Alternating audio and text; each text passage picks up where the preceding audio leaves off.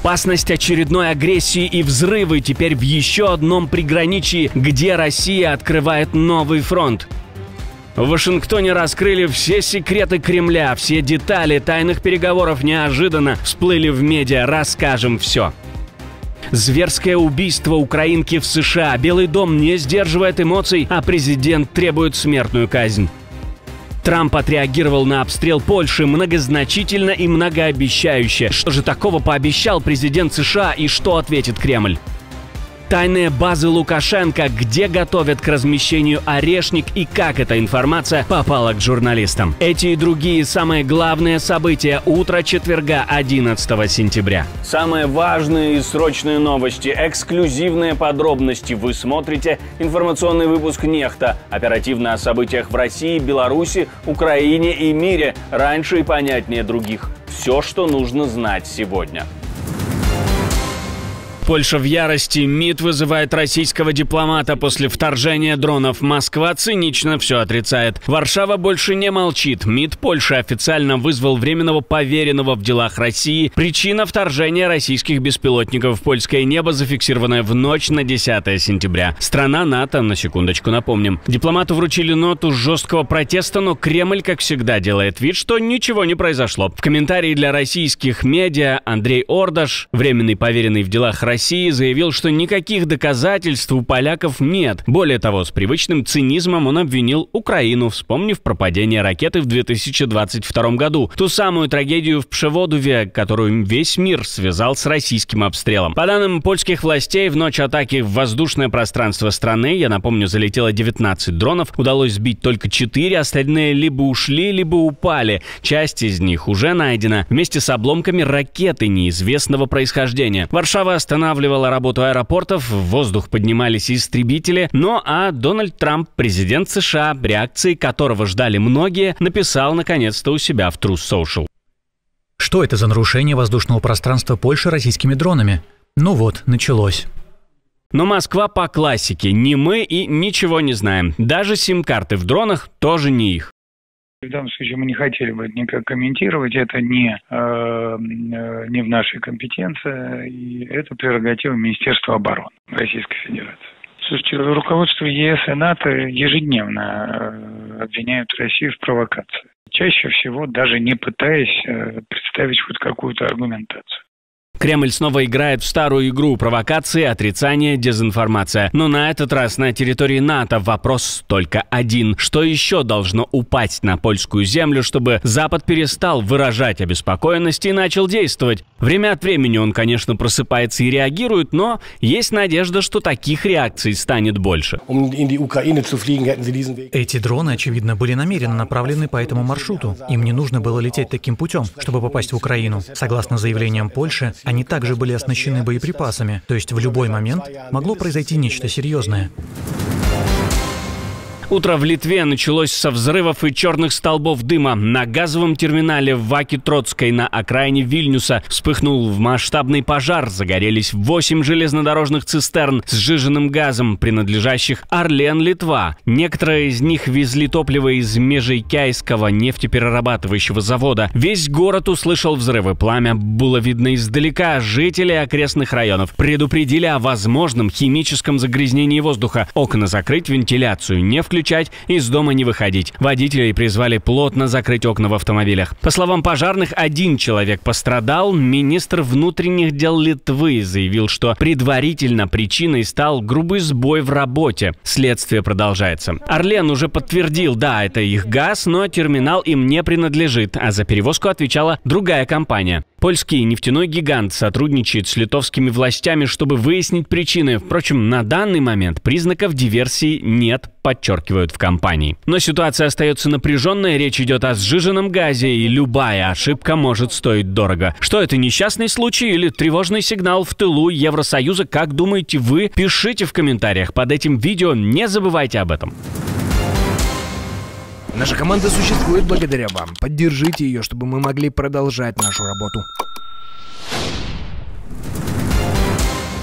Беларусь тайно строит базы под ракеты. Спутники засекли укрепления для Орешника рядом с Минском и военную инфраструктуру под Гомелем. Пока Лукашенко делает вид, что Беларусь просто наблюдатель, в стране в ускоренном темпе растут новые военные базы, одна из которых может стать ключевым плацдармом для российских баллистических ракет, направленных против Украины и НАТО. Журналисты «Схем» вместе с коллегами из «Радио Свобода» и эстонских изданий проанализировали спутниковые снимки, и вот что обнаружили. К югу от Минска, на месте разрушенной советской базы Павловка, снова закипела стройка. И не просто стройка, вырублены леса, построены склады боеприпасов, ангары, дороги и земляные укрепления. По мнению экспертов, именно сюда Кремль может завести ракетный комплекс «Орешник», баллистическое оружие нового поколения.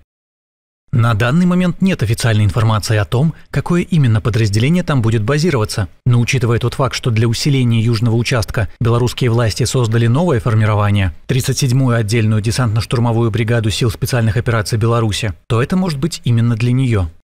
Объект скрывают, никаких упоминаний в кадастре, официальная тишина, полное радиомолчание от Минобороны Беларуси. Но снимки не врут, по ним видно 4 сектора базы, масштабная инфраструктура, бункеры, ангары, дороги, каркас здания длиной 150 метров и десятки других построек. Все это вырастает прямо под носом у Украины и НАТО. Вторую базу строят на окраине Гомеля, всего 40 километрах от украинской границы. Здесь тоже рубят лес, прокладывают дороги, возводят фундамент. По документам учебно-тактическое поле с казармами, плацем и столовой. На деле потенциальное размещение до 3000 военных. В Белом доме взорвались эмоциями. Америка в шоке. Жесткое убийство украинской девушки Ирины Заруцкой в метро Шарлотта вызвало бурю негодования. А Дональд Трамп перешел от слов к ультиматуму: смертная казнь и только. В своем обращении на Truth Social президент США назвал убийцу тварью и заявил, что приговор должен быть быстрым и однозначным. Он напомнил, Ирину зарезал сумасшедший монстр, которого ранее арестовывали 14 раз, но он все равно оказался на свободе. На видео, появившемся в сети, видно, как девушка заходит в вагон метро и садится перед нападавшим. Спустя мгновение ножевые удары. Камера фиксирует момент убийства. По понятным причинам это видео мы не будем показывать здесь.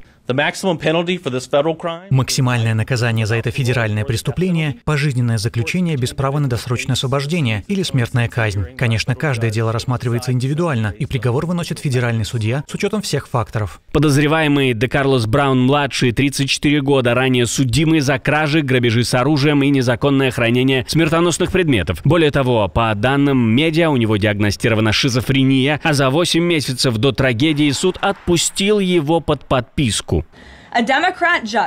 Судья-демократ, к слову, яростный сторонник Камалы Харрис, снова отпустил этого безумного преступника без залога. Подумайте, насколько это безумно просить рецидивиста, человека, который по определению нарушает закон, просто пообещать, что он вернется. Этот монстр должен был сидеть за решеткой, и Ирина должна быть жива. Но демократические политики, либеральные судьи и слабые прокуроры предпочитают сигналить добродетелью, а не защищать общество.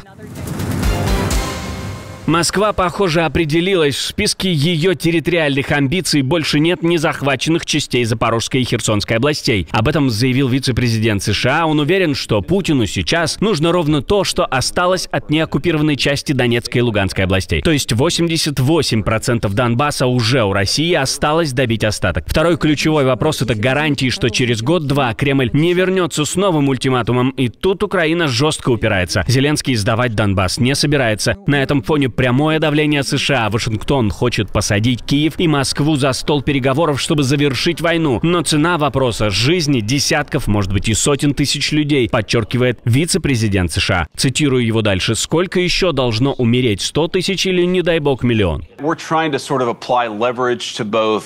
Мы пытаемся оказать давление как на русских, так и на украинцев, чтобы они сели за стол переговоров и заключили сделку. Иногда президент, прямо скажу, разочарован украинской стороной, иногда российской. Я думаю, сейчас мы пришли к тому, что сузили все до пары ключевых вопросов. Один из них – территориальный. Россияне хотят примерно 6 тысяч квадратных километров, которые они еще не захватили военным путем.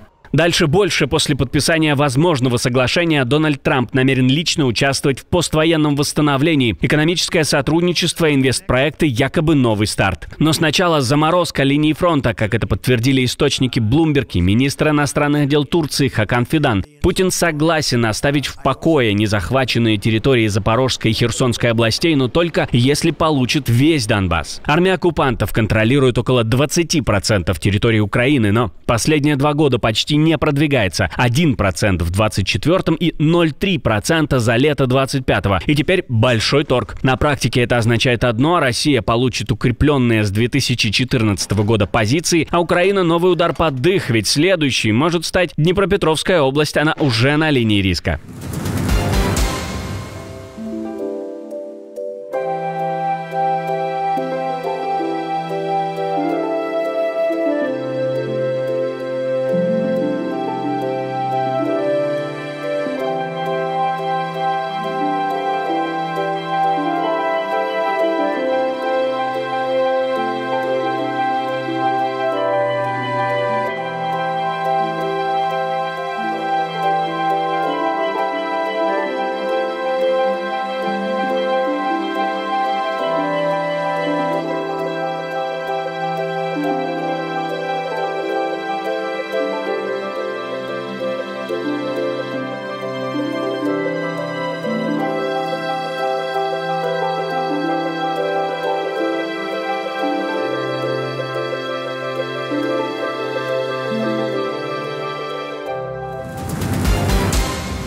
Отдельное спасибо, что досмотрели до конца. Спасибо за ваше доверие. Жду развернутых комментариев, лайков и репостов. Это важно, чтобы нас становилось больше.